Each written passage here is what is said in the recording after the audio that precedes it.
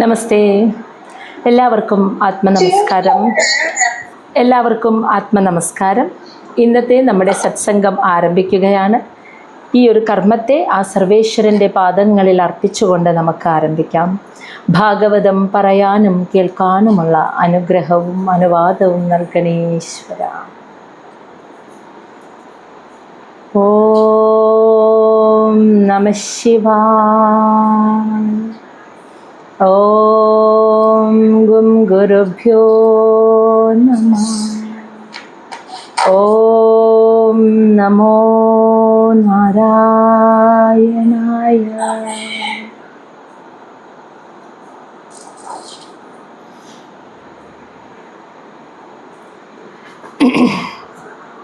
ശ്രീമദ് മഹാഭാഗവതം ചതുർത്ഥ സ്കന്ധം അധ്യായം 25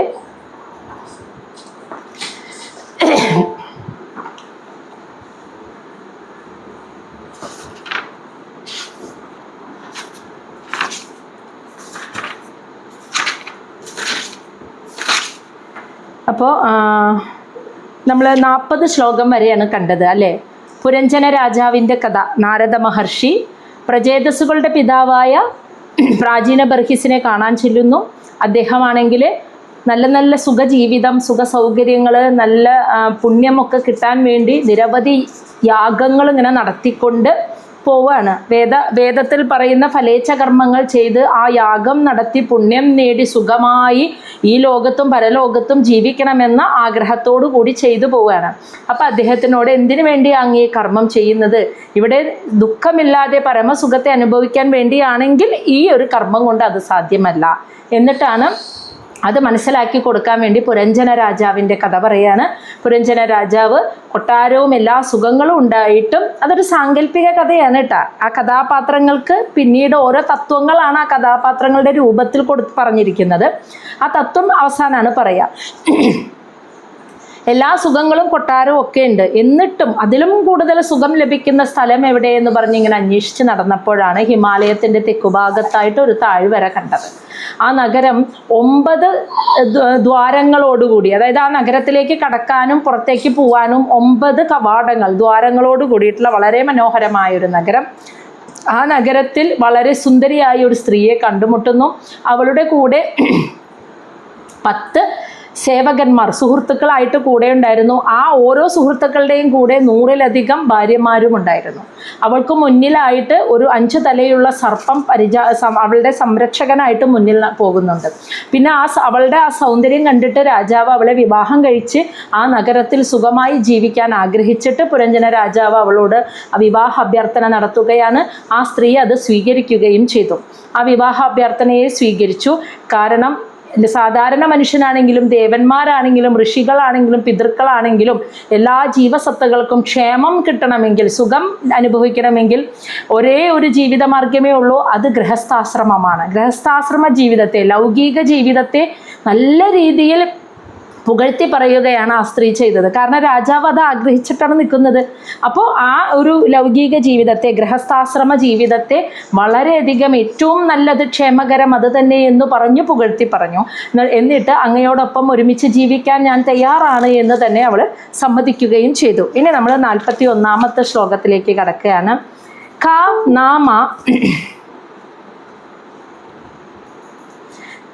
നാമ വീര വിഖ്യാതം വധാന്യം പ്രിയദർശനം ന വൃണീത പ്രിയം പ്രാപ്തം മാതൃശി ത്വാദൃശം പതി. അതായത് ഇവിടെ പറയാണ്, ഹേ വീര, അല്ലയോ വീര. അതായത് ആ സ്ത്രീ രാജാവിനെ, ഈ പുരഞ്ജന രാജാവിനെ വിളിക്കുകയാണ്, അല്ലയോ വീര. വിഖ്യാതം, പ്രശസ്തനും, വധാന്യം, അതായത് മഹാമനസ്കനും, പ്രിയദർശനം, കണ്ടാൽ സുന്ദരനും, പ്രിയം, എല്ലാവർക്കും പ്രിയപ്പെട്ടവനും ആയിട്ടുള്ള അങ്ങ് പ്രാപ്തം എന്ന് വെച്ചാൽ സ്വയം അങ്ങ് ഈ പുരിയിൽ, ഈ നഗരത്തിൽ എത്തിച്ചേർന്നതാണ്. ആരും കൂട്ടിക്കൊണ്ടുവന്നതല്ലല്ലോ. അങ്ങനെയുള്ള അങ്ങ് സ്വയം ഈ നഗരത്തിൽ എത്തിച്ചേർന്നു. അങ്ങനെയുള്ള ത്വാദൃശം എന്ന് വെച്ചാൽ അങ്ങയെപ്പോലെയുള്ള ഒരാളെ, ഒരു പുരുഷനെ പതിയും ഭർത്താവായി സ്വീകരിക്കാൻ മാതൃശി, എന്നെപ്പോലെയുള്ള കഹ നാമ ഏത് സ്ത്രീയാണ് ന വൃണീത വൃണീതം എന്ന് വെച്ചാൽ സ്വീകരിക്കുക, ന വൃണീത സ്വീകരിക്കാതിരിക്കാന്ന്. എന്നെപ്പോലെയുള്ള ഏതൊരു സ്ത്രീയാണ് അങ്ങയെപ്പോലെ ഒരാളെ ഭർത്താവായി സ്വീകരിക്കാതിരിക്കുക? കാരണം അത്രയും പ്രശസ്തനും സുന്ദരനും എല്ലാവർക്കും പ്രിയപ്പെട്ടവനും, പിന്നെ സ്വന്തം ഇച്ഛപ്രകാരം അങ്ങേ നഗരത്തിൽ എത്തിച്ചേർന്ന് എന്നോട് വിവാഹാഭ്യർത്ഥന നടത്തി, മറ്റാരും ഉപദേശിച്ചിട്ടല്ല. അപ്പം അങ്ങനെയുള്ള അങ്ങയെപ്പോലെയുള്ള ഒരാളെ ഭർത്താവായി സ്വീകരിക്കാൻ ഏത് സ്ത്രീയാണ് ആഗ്രഹിക്കാതിരിക്കുക എന്നാണ് പറയുന്നത്. ശ്ലോകം 42. കസ്യ മനഹത്തെ ഭുവി ഭോഗിഭോഗയോഃ സ്ത്രീയാ ന സജ്ജേത് ഭുജയോ മഹാഭുജ യഹ അനാഥ വർഗ ആദിം അലം ഗൃണോദത സ്മിതാവലോകേന ചരതി അപോഹിതം. കസ്യ ഏത് സ്ത്രീയുടെ മനസ്സാണ് തേ അതായത് അങ്ങയെ ഭുവി ഈ ഭൂമിയിൽ ഭോഗിഭോഗയോ അതായത് ഭോഗിഭോഗയോ എന്ന് വെച്ചാൽ ഒരു സർപ്പത്തിൻ്റെ ശരീരം പോലെ നീണ്ടു നിവർന്ന് തടിച്ച അങ്ങയെപ്പോലെയുള്ള ഒരു ആ പുരുഷൻ്റെ ഭുജയോ ആ കരങ്ങളെ ന സജ്ജേത് ആഗ്രഹിക്കാത്തത് കസ്യ സ്ത്രീയ ഏത് സ്ത്രീയാണ് എന്ന് അത് മനസ്സിലായ. മഹാഭുജ ശക്തമായ കരങ്ങളുള്ള അതായത് ഒരു സർപ്പത്തെ പോലെ നീണ്ടു നിവർന്ന ഉടലോടുകൂടിയ ശക്തിയുള്ള കരങ്ങളോടുകൂടിയ അങ്ങയുടെ ആ കരങ്ങളെ ഏതൊരു സ്ത്രീയാണ് ഈ ഭൂമിയിൽ ആഗ്രഹിക്കാതിരിക്കുന്നത്? യഹ അങ്ങ് അനാഥവർഗ ആദീം അനാഥരുടെ അല്ലെങ്കിൽ ദുഃഖിതരുടെ ദുഃഖത്തെ അലം ഗൃണോദത എന്ന് വെച്ചാൽ അതിനെ ഇല്ലാതാക്കുന്നവനാണ്. അനാഥരുടെ ദുഃഖിതരുടെ ദുഃഖത്തെ മുഴുവനും നശിപ്പിക്കുന്നവനാണ് അങ്ങ്.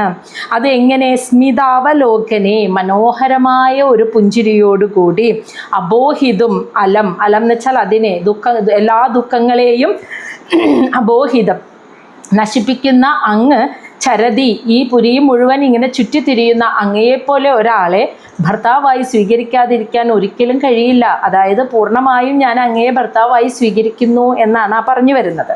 അപ്പോൾ പറയുന്നത് ഏതൊരു സ്ത്രീയുടെ മനസ്സാണ് ഈ ഭൂമിയിലെ ഒരു സർപ്പത്തിൻ്റെ ഉടലും ശക്തമായ കരങ്ങളോടും കൂടിയ അങ്ങയുടെ കരങ്ങളെ ആഗ്രഹിക്കാതെ ഇരിക്കുന്നത്. കാരണം എത്രയും ദുഃഖം നിറഞ്ഞ അനാഥരുടെ ദുഃഖം പോലും ഒരു മനോഹരമായ പുഞ്ചിരി കൊണ്ട് ഇല്ലാതാക്കാൻ കഴിവുള്ള അങ്ങ്, അതിനെയൊക്കെ ഇല്ലാതാക്കാൻ കഴിവുള്ള അങ്ങ് ഈ പുരിയിൽ ഇങ്ങനെ ചുറ്റി നടക്കുന്നു. അങ്ങനെ ചുറ്റിത്തിരിയുന്ന അങ്ങയെ ആഗ്രഹിക്കാത്തത് ആരാണ്? അതുകൊണ്ട് തീർച്ചയായും ഞാൻ അങ്ങയുടെ ഭാര്യയാവാൻ തയ്യാറാണ് എന്നാണ് അവൾ പുരഞ്ജന രാജാവിനോട് പറഞ്ഞത്. ഇനി ശ്ലോകം 43 നാരദ മഹർഷി. അപ്പം അറിയാലോ, നാരദ മഹർഷി പ്രാചീന ബർഹിസിന് കഥ പറഞ്ഞു കൊടുക്കുകയാണ്. അപ്പം അത് ഇവിടെ നാരദ മഹർഷി തുടരുന്നു. ഇതി തൗ ദമ്പതി തത്ര സമുദ്യ സമയം മിഥ താം പ്രവിശ്യ പുരീം രാജൻ മുമുദാദേ ശതം സമാഹ.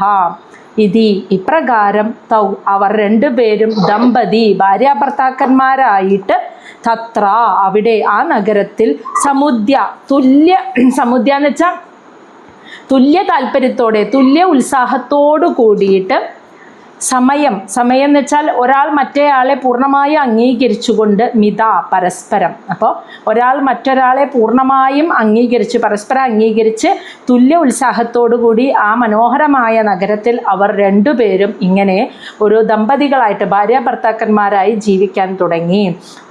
അതിനായിട്ട് അവർ ആ പുരീം പ്രവിശ്യ ആ നഗരത്തിലേക്ക് പ്രവേശിച്ചു. അല്ലയോ രാജൻ എന്നിവിടെ നാരദ മഹർഷി വിളിക്കുന്നത് പ്രാചീന ബർഹിസിനെയാണ് കേട്ടോ.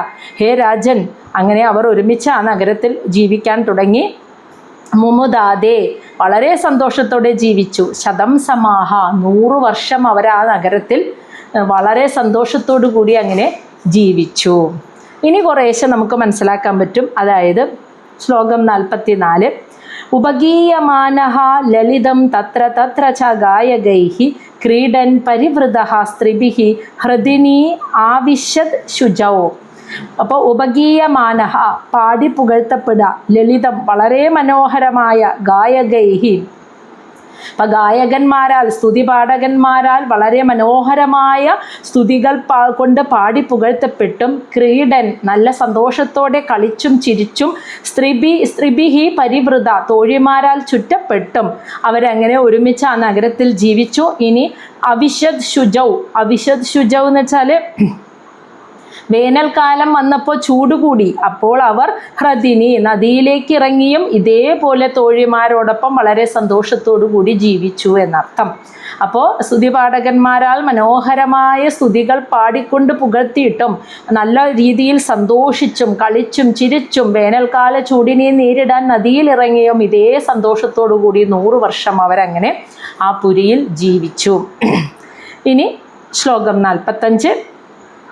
സപ്ത ഉപരീകൃതാദ്വാര പുരഃ തസ്യാതു ദ്വേ അധഃ പൃഥക് വിഷയത്യർത്ഥം തസ്യാം യഃ കശ്ചന ഈശ്വരഃ.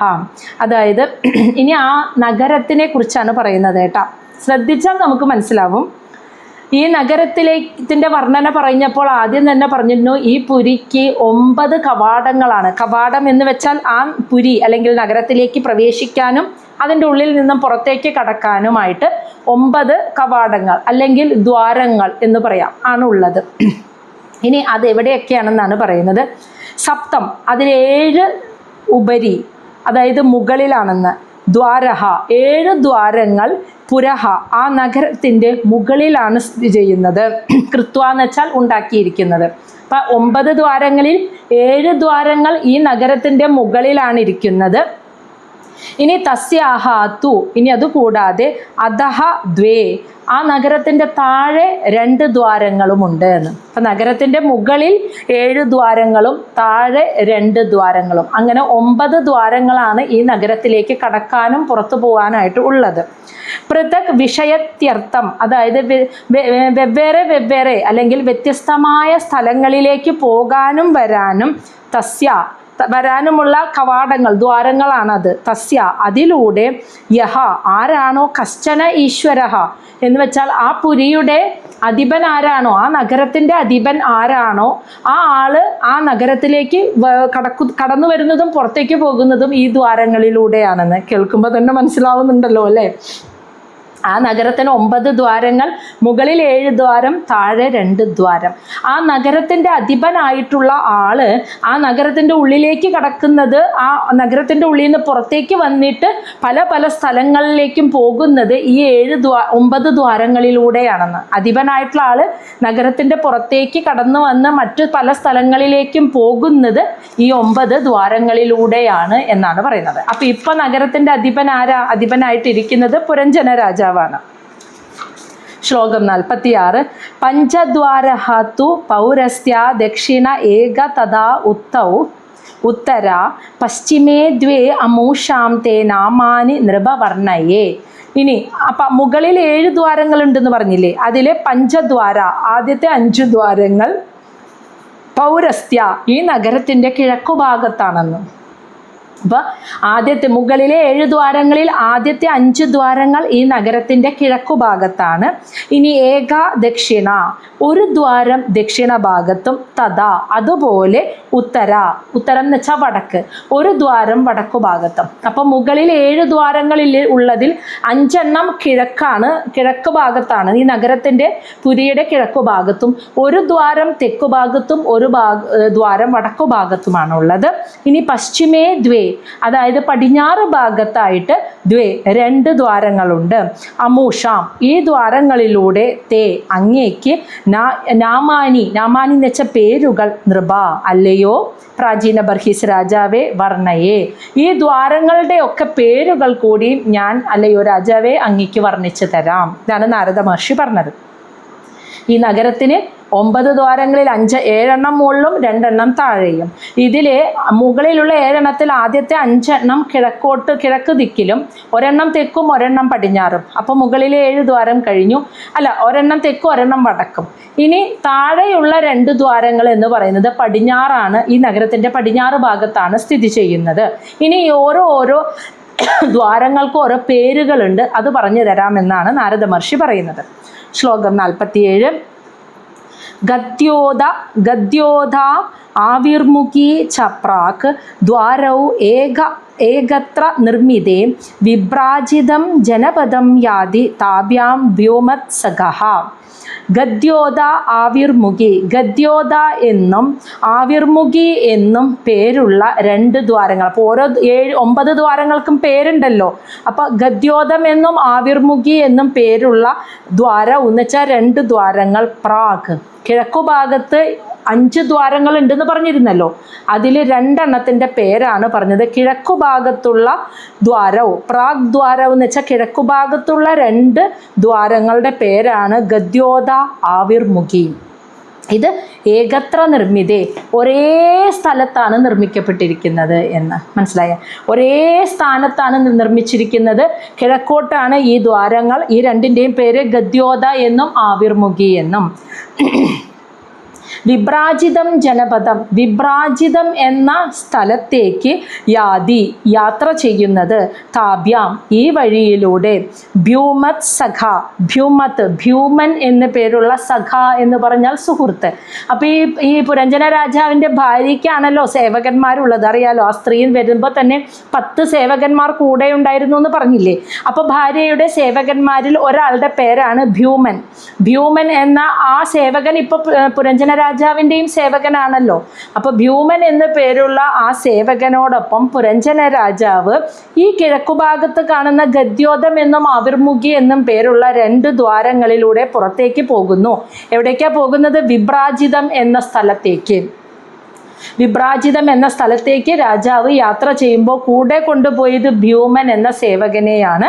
ഗദ്യോതം എന്നും ആവിർമുഖി എന്നും പേരുള്ള കിഴക്ക് ദിക്കിലെ 2 ദ്വാരങ്ങളിലൂടെയാണ് ഇദ്ദേഹം പുറത്തേക്ക് വിഭ്രാജിതം എന്ന സ്ഥലത്തേക്ക് പോയത്.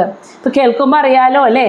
അതായത് കിഴക്കുള്ള 5 എണ്ണം എന്ന് പറയുമ്പോൾ നമുക്ക് ഊഹിക്കാൻ പറ്റണുണ്ടല്ലോ. അതായത് സൂര്യൻ എവിടെയാണ് ഉദിക്കുക? കിഴക്കാണ്. അപ്പം നമ്മൾ സൂര്യനെ നോക്കുമ്പോൾ നമ്മൾ എവിടേക്കാണ് നോക്കുന്നത്? കിഴക്കോട്ടല്ലേ നോക്കുന്നത്.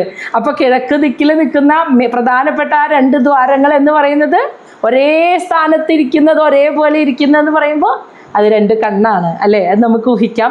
പിന്നത്തത് 2 മൂക്ക്, പിന്നത്തത് മൂക്കിൻ്റെ 2 ദ്വാരങ്ങൾ, പിന്നത്തത് വായ അല്ലേ.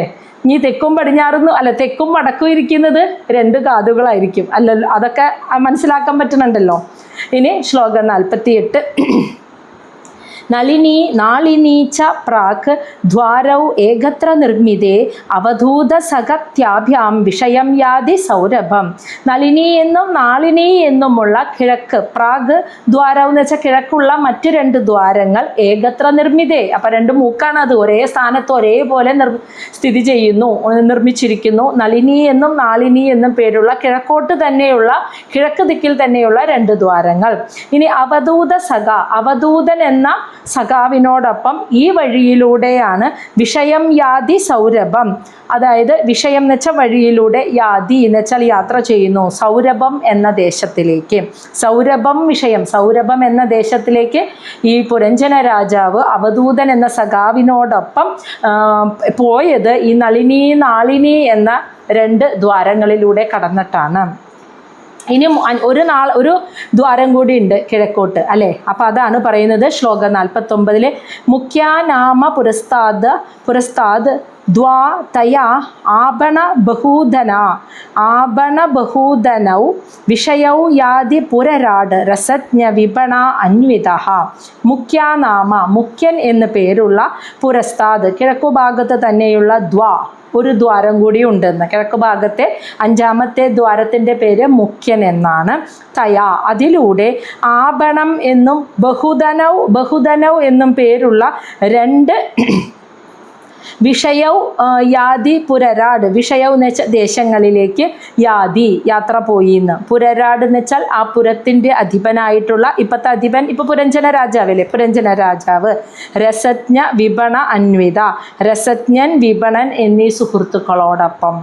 അപ്പോൾ മുഖ്യൻ എന്ന ആ ഒരു കിഴക്കുഭാഗത്തുള്ള 5ാമത്തെ ദ്വാരത്തിലൂടെ ഈ പുരത്തിൻ്റെ അധിപനായിട്ടുള്ള പുരഞ്ജന രാജാവ് രസജ്ഞൻ വിപണൻ എന്നീ 2 സേവകന്മാരോടൊപ്പം ആഭണം ബഹുധനൗ എന്നീ 2 ദേശങ്ങളിലേക്ക് പോയി.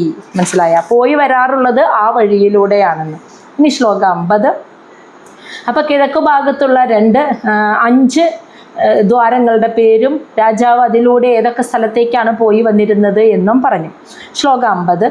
പിതൃഹു നൃപ പുര്യാ ദ്വൗ ദക്ഷിണേന പുരഞ്ജനഃ രാഷ്ട്രം ദക്ഷിണ പാഞ്ചാലം യാതി ശ്രുത ധര അന്വിതഃ. പിതൃഹു എന്നു പേരുള്ള നൃപ, അല്ലയോ രാജാവേ. അപ്പോൾ ഇവിടെ പ്രാചീന ബർഹിസിനെയാണ് വിളിച്ചത്.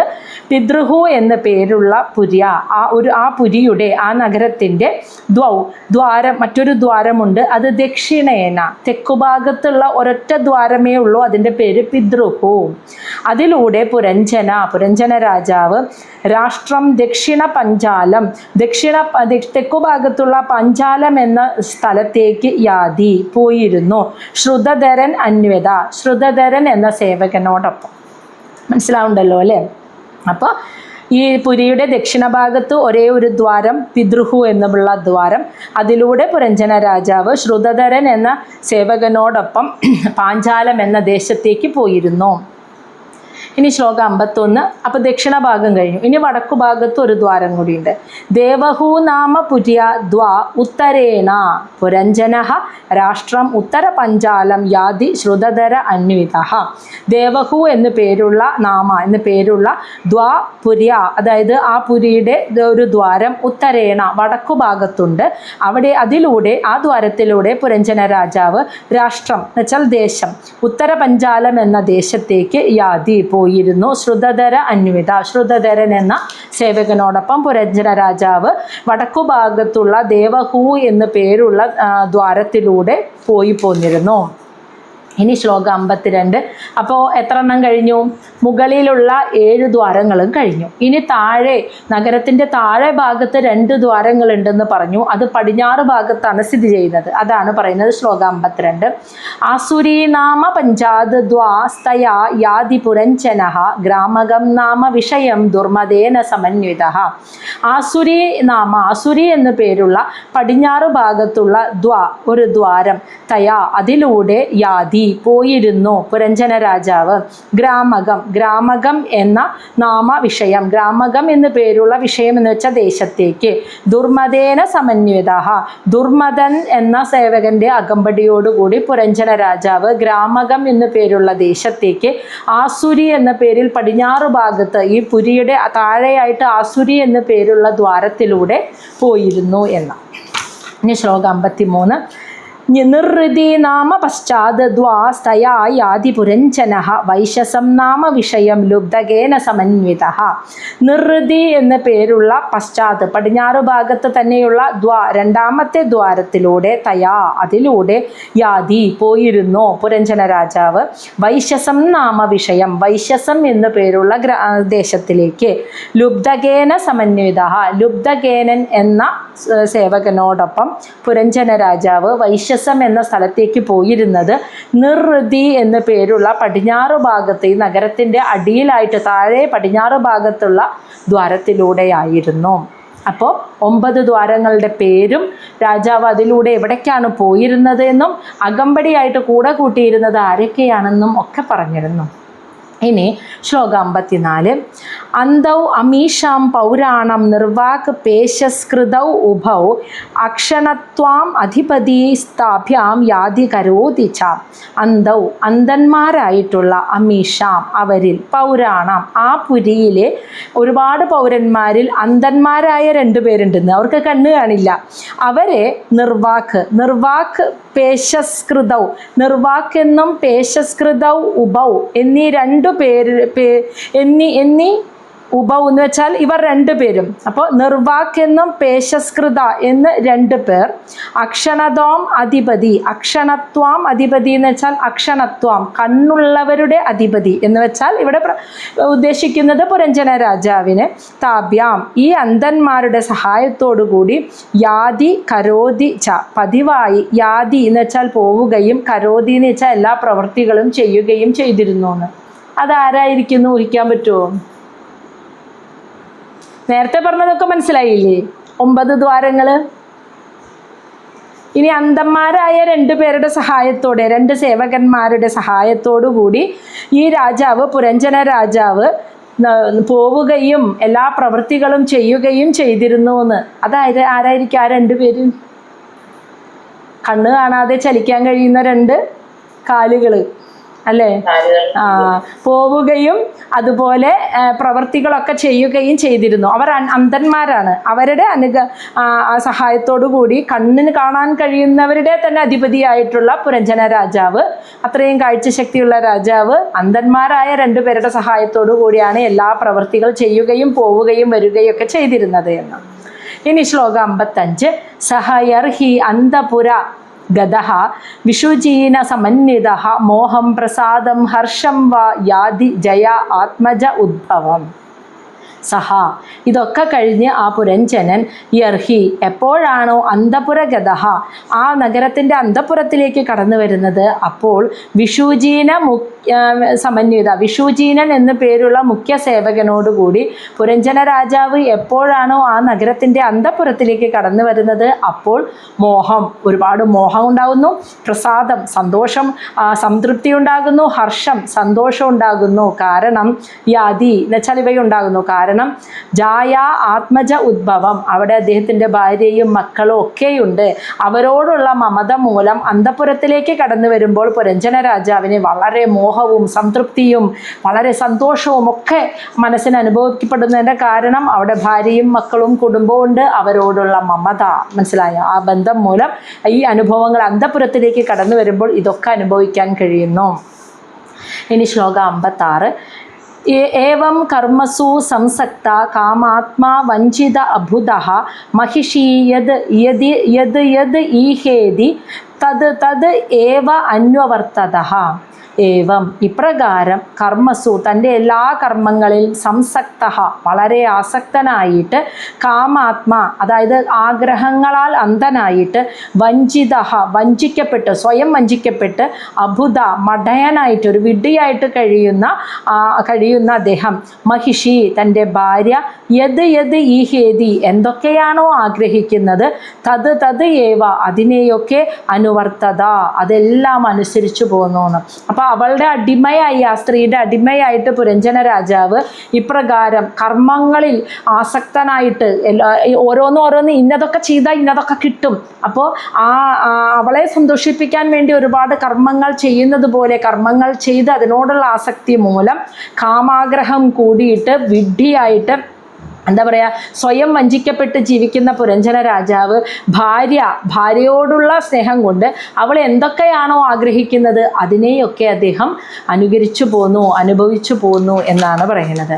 ഇനി അവളെ എന്താ പറയുക, അവളെ അനുകരിച്ച് അവളോടൊപ്പം സന്തോഷമായിട്ടാണല്ലോ ജീവിക്കുന്നത്. അപ്പോൾ അവൾ എന്ത് ചെയ്യുന്നു അതൊക്കെയാണ് രാജാവും പുരഞ്ജന രാജാവും ചെയ്തിരുന്നത്. അതാണ് ഇനി 57 മുതൽ 61 വരെയുള്ള ശ്ലോകങ്ങളിൽ പറയുന്നത് കേട്ടോ. ക്വചിത് പിബന്ത്യാം പിബതി മദിരാം മദവിഹ്വലഃ അശ്നന്ത്യാം ക്വചിത് അശ്നാദി. നമുക്ക് ഓരോ വരികളെടുത്ത് നോക്കാം. ആദ്യം ക്വചിത് പിബന്ത്യാം പിബതി മദിരാം മദവിഹ്വലഃ.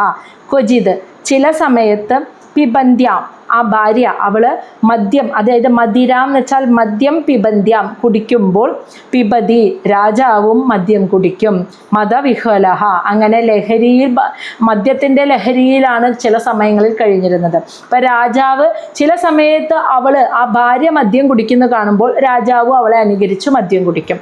അങ്ങനെ മദ്യലഹരിയിൽ കുറേ സമയം കഴിച്ചു കൂട്ടും. ഇനി അശ്നന്ത്യാം ക്വചിത് അശ്നാദി ജക്ഷത്യാം സഹ ജക്ഷതി.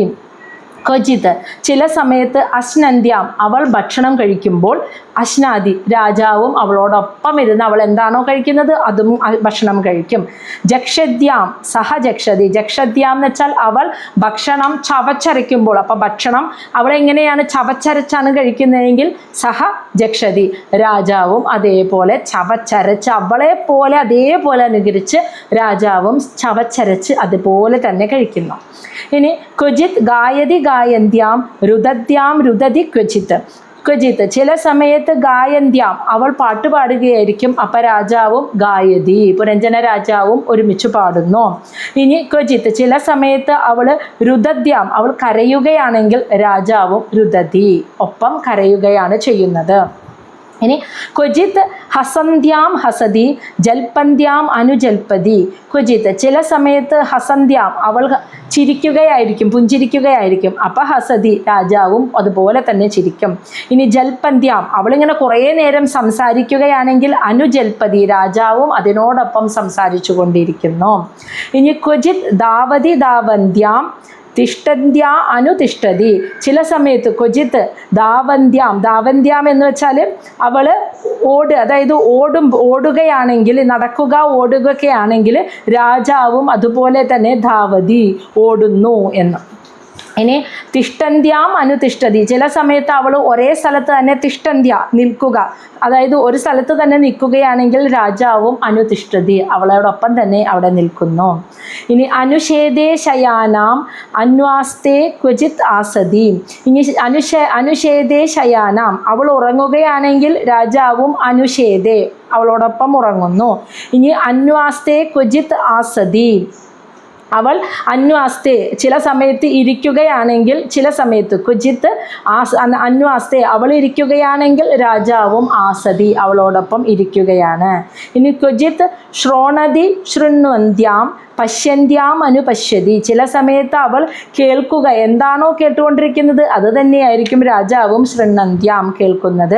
പശ്യന്ത്യാം എന്താണോ അവൾ കാണുന്നത് അനുപശ്യതി രാജാവും അതിനെ തന്നെ കാണുന്നു. ഇനി ക്വചിത് ജിഗ്രതി ജിഗ്രന്ത്യാം സ്പർശന്ത്യാം സ്പർശതി ക്വചിത്ത്. ചില സമയത്ത് അവൾ എന്തിനെയാണോ ജിഗ്രതി എന്ന് വെച്ചാൽ മണക്കുക, അപ്പോൾ രാജാവും അതിനെ തന്നെ ജിഗ്രന്ത്യാം എന്ന് വെച്ചാൽ മണക്കുക, അപ്പോൾ രാജാവും അതിനെ തന്നെ ജിഗ്രതി മണക്കുന്നു.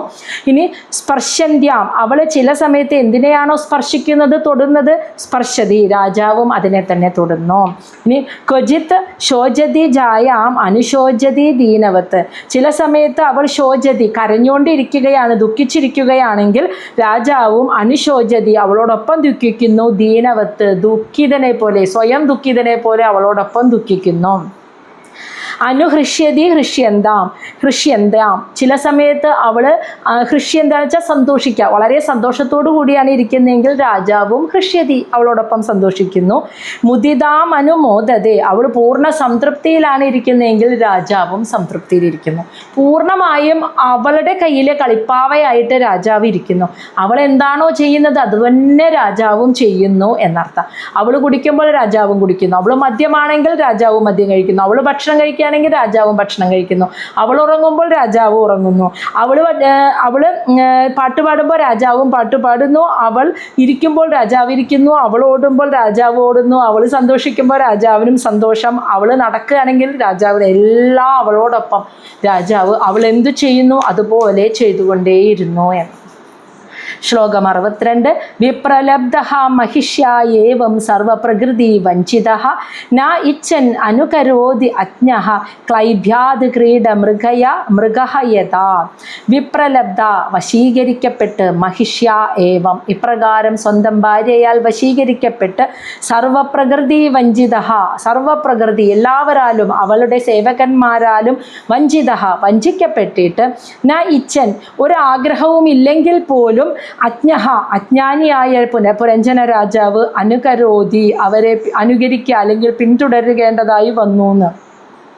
ക്ലൈംബ്യാത് സമ്മർദ്ദത്താൽ, അവരുടെ സമ്മർദ്ദത്താൽ, ക്രീഡ മൃഗയത ഒരു വളർത്തുമൃഗത്തെ, ഒരു വളർത്തുന്ന പട്ടിയെ പോലെ, മൃഗത്തെ പോലെ പുരഞ്ജന രാജാവിന് സ്വന്തം ഭാര്യയാൽ വശീകരിക്കപ്പെട്ട് അവളുടെ സേവകന്മാരാലും വഞ്ചിക്കപ്പെട്ട്, സ്വന്തം മനസ്സിന് ഇഷ്ടമില്ലെങ്കിൽ പോലും, സ്വയം അത് ആഗ്രഹിക്കുന്നില്ലെങ്കിൽ പോലും അവരുടെ സമ്മർദ്ദത്താൽ, അവരുടെ അടിമയെ പോലെ നിന്നുകൊണ്ട് അവരുടെ സമ്മർദ്ദത്താൽ അജ്ഞാനിയായ പുരഞ്ജന രാജാവിനെ ഒരു വളർത്തുനായയെ പോലെ പൂർണ്ണമായും അവരെ അനുകരിക്കേണ്ടതായിട്ട് വന്നു എന്നാണ് പറയുന്നത്. അതോടെ ഈ ഒരു അധ്യായം ഇവിടെ അവസാനിക്കുന്നു. അപ്പോൾ ആ സ്ത്രീക്ക് അടിമപ്പെട്ട് രാജാവ് ജീവിക്കുന്നതിനെ കുറിച്ചാണ് ഇവിടെ പറഞ്ഞത്. ഇനി നമ്മൾ അധ്യായം 26 കടക്കുമ്പോൾ ഇതിൻ്റെ ബാക്കി. ഇപ്പോഴും കഥയാണ്, ഈ ഓരോ കഥയും കഥയിലെ കഥാപാത്രങ്ങളൊക്കെ ഇനി തത്വങ്ങളായിട്ട് നമുക്ക് അവസാനം കാണാം. മനസ്സിലായല്ലോ?